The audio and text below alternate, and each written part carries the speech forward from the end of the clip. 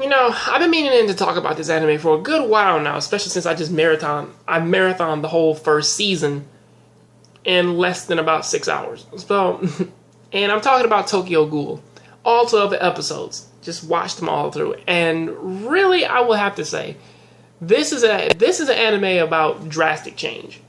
And it's something in which is necessary in the anime world because it's actually taking a very serious thing, or at least it's actually taking a very serious outlook upon a character who was once normal, just like you and I, and then this drastic change just hits them really hard, such as like he can't eat food anymore, can't really tell anybody like how he's doing, stuff like that. And this is an anime that takes the whole change thing so fucking really have to respect it. Because for what the anime of Tokyo Ghoul is that essentially imagine Prototype, the video game, but imagine every single one of the Alex Mercers in that game, they have to eat, all that they can eat is humans. But on the same side of that, you have these investigators who pretty much have weapons that are made out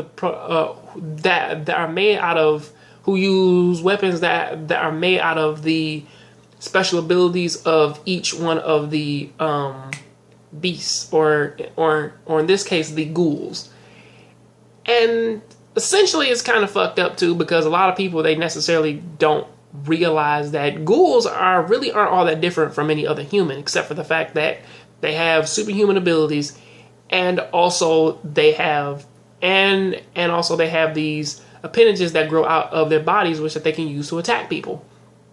And this series starts off with what they call the Carnivore, essentially one of the major ghouls out there who really didn't have any speculation for the rules or whatever. She just liked to kill and eat people. And because of that, she meets up with our main character, Ken, who him and his friend Hide were pretty much like in this who were hanging out in this cafe, which is essentially run by ghouls that they didn't necessarily realize. And they thought that Ken thought that the carnivore was cute. They went on a date, all the other stuff. However, she kind of blew a hole in his stomach and tried to eat him, but in the case of that, some threw him into a construction site. Unfortunately, some beams fell on her, pretty much essentially killing her. And the doctor took all of her working organs out and put them into Ken. Thus, Ken became a half ghoul with only one eye. However, because he actually was human, this actually did hit him harder, because now, he does want to eat people. Because of the organs that the carnivore left in him, and it's very difficult for him to try and get this stuff across, where that he doesn't want to eat people. He just wants the hunger to go away. However, the only way for him to really get nutrients, he doesn't gain that many nutrients from eating food. The only real way how that he can really gain enough for a whole month is just eating a whole person. Because essentially they don't have to eat. They can eat a person and not eat for a whole month, essentially.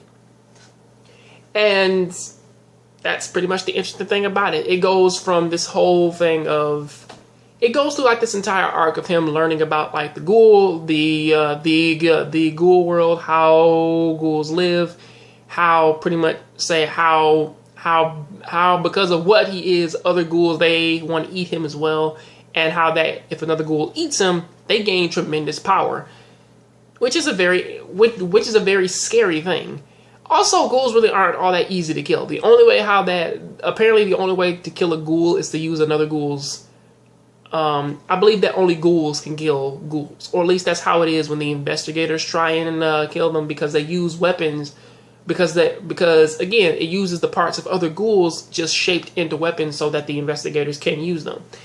And really, this is a very emotional anime to watch, because it's not one of those animes in which that it kind of just throws things at you. It gets you invested within the characters first, and then somewhere along the line, something tragic happens, which did necessarily happen in between which didn't necessarily happen in between around the end of the first season when they killed off one of the major investigators, Muto, who killed off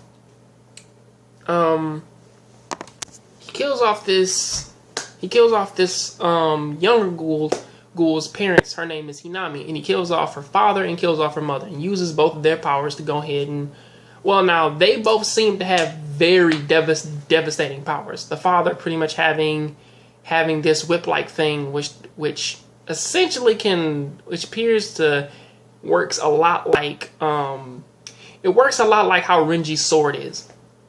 It works a lot like how Renji's initial release works. And her mother, who has these butterfly wings, which acts as a shield and pretty much can like freeform and destroy anything. However, the sad thing is though is that when they both die, it's not like they did anything wrong. It kind of just felt like a terrible execution just for the sake of just doing it. And that's something that most of these investigators don't necessarily seem to understand, is that there are good ghouls and there are bad ghouls. Just like how there's good people and bad people. And it does kind of paint its way for that, especially since that there is this other ghoul who that they're looking for. His name is Jason, which really doesn't necessarily help him out all that much because he does wear a hockey mask. Also, because of him, he does necessarily lead most people into going. He does lead Ken into becoming the more dangerous, the more dangerous and deadly version, which that we see now in Chapter 2. Because the final 2 episodes are really dedicated to just how much Jason likes to torture him because of his healing ability. Because I believe of what his insides are, or pretty much because of what the carnivore left him, he now gains the ability to just instantly heal from off of anything. And Jason pretty much uses that to do a lot of unspeakable shit to him, thus pretty much breaking him to the point in which that he just says, fuck it, I'm about to kill you, Jason, and I'm about to kill you and eat you. And that's what the fuck he does. He kills him and eats him. Now, going into the first episode of season 2, we do meet the brother of a very special character. We meet the brother of Toka. Well, we kind of met him back in season 1, but it was actually rather sad. It was actually really satisfying to see Ken just jump down and beat the shit out of him, because really he was kind of feeling himself a lot, to the point where he's like, I can beat you because my sister's weak and all that, and you all don't want to eat people because that makes you weak. But once he fights him, he really does devastate him a lot. And it's weird because he was obviously holding back because he didn't use those back tendril things he has, which looks like foxtails, to pretty much rip his ass apart. Which that was a crazy thing. Now, going into this second episode,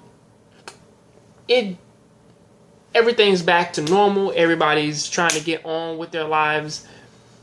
Pretty much they're trying to set everything up so that the next few episodes, or at least like they're setting everything up so that everybody can move on. Which is something that I do like about this episode. Or at least episode 2 anyway. Because episode 2 was one of those things that I really did necessarily like. It's not something in which that it's trying to like really push all that difficulty, but really they're just moving on and they're trying to figure things out. Something that I do appreciate about this anime. So that is what I have to say about that. What do you guys think of Tokyo Ghoul? Did you like the first season? Did you like the first episode? Please tell me down there in the comment section. Catch you guys in the next John Graves show. I'm out.